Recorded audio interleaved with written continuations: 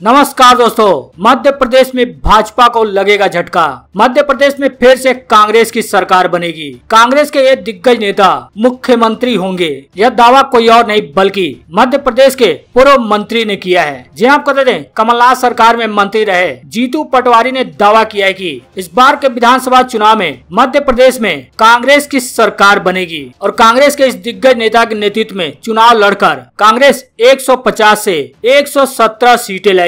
दरअसल आपको बता दें, प्रदेश कांग्रेस कार्यालय में मीडिया से चर्चा करते हुए पूर्व मंत्री जीतू पटवारी ने कहा कि कमलनाथ के नेतृत्व में 2023 का विधानसभा चुनाव लड़ा जाएगा। उन्होंने कहा कि हम 150 से 170 सीटें लाएंगे। उन्होंने दावा करते हुए कहा कि कमलनाथ ही मध्य प्रदेश के मुख्यमंत्री बनेंगे और हम सब भी यही चाहते हैं। जीतू पटवारी का कहना है कि दिग्विजय सिंह से लेकर एक एक कार्यकर्ता कमलनाथ के नेतृत्व में ही चुनाव लड़ेगा। कमलनाथ से भारतीय जनता पार्टी डरी हुई है और यही डर है कि खुद के खेमे को देखने की वजह उनकी नजर कांग्रेस पर रहती है। अब हमने भी भारतीय जनता पार्टी का सर्वे करवाया है जिसमें सबसे ज्यादा भ्रष्ट नेता शिवराज और सिंधिया को लोगों ने बताया है। पहले आप जीतू पटवारी का ये बयान सुनिए, इसके बाद आपको बताएंगे कि कांग्रेस का अध्यक्ष बनाने को लेकर पार्टी अब इस नए प्लान पर विचार कर रही है। इन नामों में से किसी को भी अध्यक्ष बनाया जा सकता है। भाजपा की कौन से कान और कौन सी आंख से देखते हैं, वो कौन से कान से सुनते हैं और कौन सी आंख से देखते हैं वो लोग। उन्होंने सत्ता हथियाई इसलिए थी कि हम समृद्ध मध्य प्रदेश बनाएंगे। सत्ता की लूट इसलिए की थी कि माफिया मुक्त मध्य प्रदेश बनाएंगे। उन्होंने सत्ता को इसलिए इधर उधर करके जो अंतिम सौदे का अंतिम पार्ट हमने 2 दिन पहले देखा, वो इसलिए किया था कि मध्य प्रदेश के अतिथि विद्वान, अतिथि शिक्षक, किसान, इनके लिए न्याय करेंगे। उस पर ये अब काम नहीं करते। अब ये काम करते हैं कांग्रेस में क्या होगा और कांग्रेस क्या करेगी। मैं कमलनाथ जी को लेकर मैंने पहले भी कई बार वक्तव्य दिया। 2023 का चुनाव कमलनाथ जी के नेतृत्व में होगा और नेतृत्व में ही नहीं होगा, नेतृत्व में 150 से 170 सीट लाकर वो फिर से मुख्यमंत्री बनेंगे। ये मेरा कोई भविष्यवक्ता नहीं हूँ। मध्य प्रदेश की जो वस्तु स्थिति है, जो इनके अराजकता है इस भारतीय जनता पार्टी की सरकार की, उससे निकल के आने वाली बातें हैं, संभावनाएं। उसका डर कितना है इन लोगों को, उसका क्षोभ कितना है। एक डरा हुआ मुख्यमंत्री कमलनाथ जी के व्यक्तित्व से, उनके नेचर से, उनके विजनरी से कितना डरता है, ये भारतीय जनता पार्टी ने उस सर्वे में करके बताया, जिसमें 30 लोगों ने रिट्वीट किए। लोगों ने कहा कि इसमें वोट डालें। बीजेपी के लोगों को भी समझ में नहीं आया कि भारतीय जनता पार्टी दिशाहीन क्यों चल रही है। कांग्रेस में क्या होगा ये इनसे पूछ के होगा। कांग्रेस क्या करेगी ये भारतीय जनता पार्टी बताएगी। कांग्रेस पार्टी कमलनाथ जी के नेतृत्व में फिर से बीजेपी को हराएगी। आपने उस सर्वे की तो बात की, एक कांग्रेस पार्टी ने सर्वे कराया। कांग्रेस पार्टी ने सर्वे कराया कि इनमें से 4 लोगों में से सबसे भ्रष्ट कौन है। 15,000 लोगों ने भाग लिया। आपने 1200 का प्रश्न पूछा, 15,000 लोगों ने सर्वे में कहा कि सबसे भ्रष्ट शिवराज है और उससे भ्रष्ट सिंधिया है। क्यों नहीं पूछा आपने?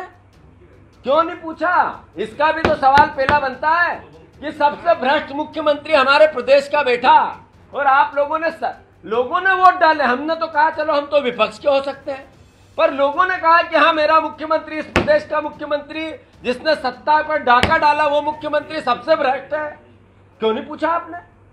तो स्पष्ट है, सर्वे बताता है कि कमलनाथ के व्यक्तित्व से डरी हुई है बीजेपी, डरा हुआ है शिवराज सिंह चौहान और डरा हुआ है सारी भारतीय जनता पार्टी का एक एक वो लोग जिन्होंने सत्ता के हथियाने में अपने आप को भागीदार बनाया था।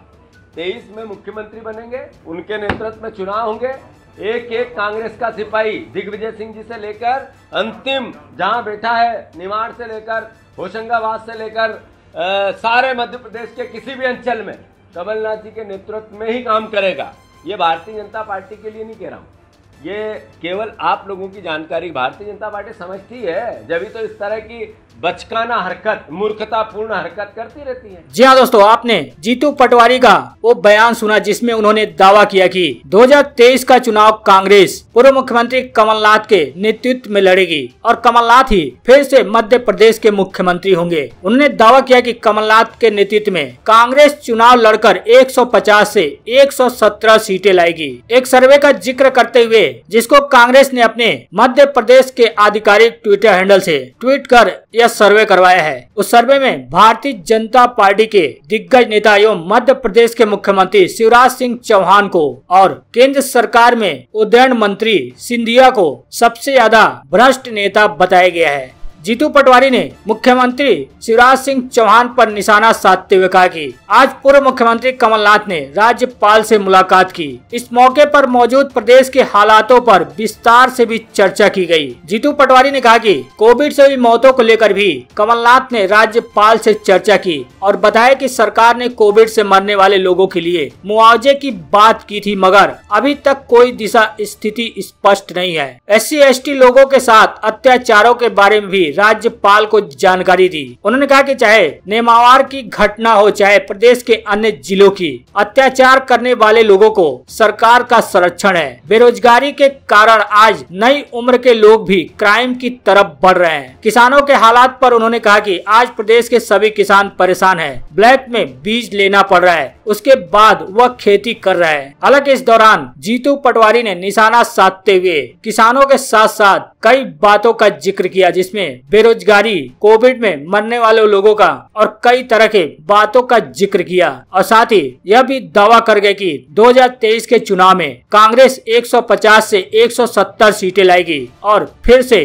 कमलनाथ ही मुख्यमंत्री होंगे। हालांकि एक बार फिर कांग्रेस अध्यक्ष बनाए जाने को लेकर पार्टी के अंदर सरगर्मियां तेज हो गई हैं। अब पार्टी इस नए प्लान पर विचार कर रही है। जी आपको तो कांग्रेस नेता राहुल गांधी कई बार पार्टी के अध्यक्ष पद संभालने से इनकार कर चुके हैं। राहुल गांधी की तरफ से अध्यक्ष पद से इनकार करने और पार्टी के अध्यक्ष पद का चुनाव टलने के बाद शीर्ष नेतृत्व को लेकर एक शून्य सा पैदा हो गया है। ऐसे में पार्टी इस शून्य को भरने के लिए नए फार्मूले पर विचार कर रही है। इसके मुताबिक पार्टी में 2 उपाध्यक्ष की नियुक्ति की जा सकती है। हालांकि इस फार्मूले पर पिछले 1 साल से चर्चा चल रही है, लेकिन हाल ही में कोरोना महामारी के बीच पार्टी अध्यक्ष पद का चुनाव टलने पर इसको लेकर एक बार फिर से पार्टी के भीतर चर्चा तेज हो गई है। पार्टी के एक वरिष्ठ नेता का कहना है कि इस प्रस्ताव पर चर्चा हो रही है। ऐसे में यह देखना होगा कि क्या आगामी अखिल भारतीय कांग्रेस समिति के फेरबदल में यह कारगर हो सिद्ध होता है। कांग्रेस नेता का कहना है कि इस बात पर चर्चा है कि नियमित अध्यक्ष की गैर मौजूदगी में क्या उपाध्यक्ष नियुक्त किया जाए या फिर कार्यकारी अध्यक्ष की नियुक्ति की जाए। इसका मतलब यह है कि एक पूर्णकालिक अध्यक्ष की अनुपस्थिति में एक नेता को पार्टी का प्रभारी बनाना पड़ सकता है। हालांकि अब अटकलें लगाई जा रही कि प्रियंका को जिम्मेदारी दिया जा सकता है। कांग्रेस नेता का कहना है कि पहले इस बात की जानकारी दी जा चुकी है कि प्रस्ताव में क्षेत्रीय जिम्मेदारियों के साथ साथ उपाध्यक्षों को नियुक्त करने का प्रयास किया गया है। इस बात की भी अटकलें हैं कि उत्तर प्रदेश के प्रभारी महासचिव प्रियंका गांधी वाड्रा को उपाध्यक्ष पद की जिम्मेदारी दी जा सकती है, क्योंकि राज्य में यानी उत्तर प्रदेश में 2022 की शुरुआत में चुनाव होने हैं। हालांकि 1 साल में 3 बार कांग्रेस में अध्यक्ष बनाए जाने को लेकर चुनाव टल चुका है, क्योंकि चुनाव से पहले ही कोविड का मामला सामने आ गया था। आपको तो कांग्रेस ने कोरोना महामारी की गंभीर स्थिति के मद्देनजर 23 जून को प्रस्तावित पार्टी के अध्यक्ष पद के चुनाव को अस्थायी तौर पर स्थगित कर दिया था। इस तरह 1 साल में तीसरी बार कांग्रेस अध्यक्ष पद को लेकर चुनाव टाला जा चुका है। पार्टी की शीर्ष नीति निर्धारक इकाई कांग्रेस समिति यानी CWC ने सर्वसम्मति से फैसला किया था। CWC की तरफ से कहा गया था कि फिलहाल सोनिया गांधी ही पार्टी के अंतरिम अध्यक्ष की जिम्मेदारी संभालती रहेंगी, लेकिन अब माना जा रहा है कि जल्द ही आने वाले समय में कांग्रेस को पूर्णकालिक अध्यक्ष मिल सकता है। बताया जा रहा है कि गांधी परिवार से बाहर का भी पार्टी अध्यक्ष बना सकती है। हालांकि पुख्ता तौर पर इस बात की जानकारी नहीं है कि कांग्रेस क्या गांधी परिवार से हटकर अध्यक्ष बनाएगी या फिर गांधी परिवार का ही इस बार भी कांग्रेस अध्यक्ष बनाया जाएगा, क्योंकि यह ऐसा भी इसलिए कहा जा रहा है कि राहुल गांधी ने इस्तीफा देने के बाद सभी पार्टी के दिग्गज नेताओं से ये कहा था कि गांधी परिवार से हटकर पार्टी का अध्यक्ष चुना जाए। अब इससे यह भी संशय बढ़ गया है कि कांग्रेस को अध्यक्ष बाहर से मिलेगा या फिर वो अध्यक्ष गांधी परिवार का ही होगा।